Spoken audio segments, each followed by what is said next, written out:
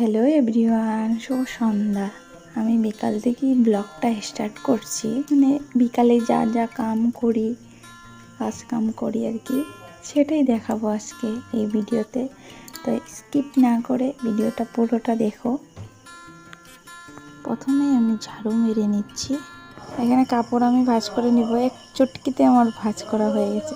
এক চুটকির পেছনে যে এই মেহনতটা ছিল, তাই সব কাপড়গুলি আমি ভাঁজ করে নিচ্ছি। এখন ভাঁজ করে তারপরে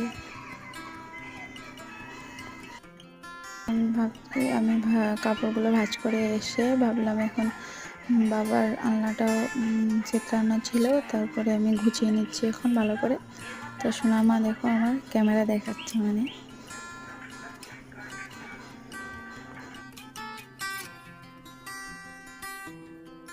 গোছানো থাকলে সব জিনিসই ভালো লাগে। দেখো গুছিয়ে এখন আমার টেবিলটাও ভাবলাম অল্প গুছিয়ে নিই। তাই এখানে আমার সোনামার আর কি ওষুধ থাকে আর যা যা জিনিস থাকে আর কি, তো গুছিয়ে নিই। গুছানো থাকলে আর কি ভাল লাগে, সব জিনিসই দেখতে ভাল লাগে। এর তো আমার গুছানো হয়ে গেছে। তো এখন আমি জানলাগুলো লাগিয়ে নিব। একটা জিনিস জানো, সকাল হলে খুলো আর বিকাল হলে লাগাও।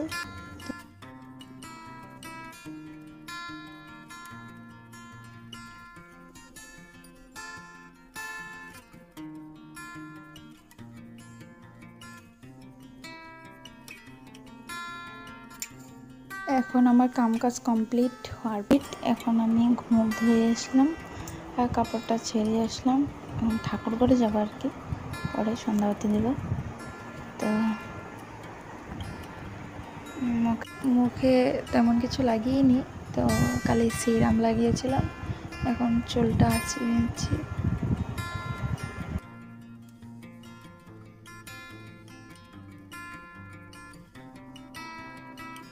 এখন আমি সিঁদুর লাগিয়ে নিব।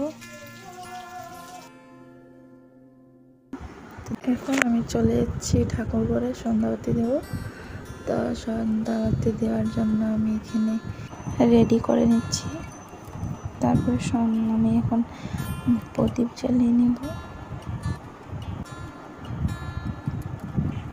কাঁসাটা বাজিয়ে নিচ্ছি আমি।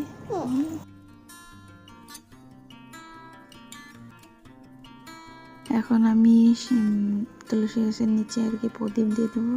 আর শিবলিঙ্গটাও আমাদের বাইরে, তো প্রদীপ দেখিয়ে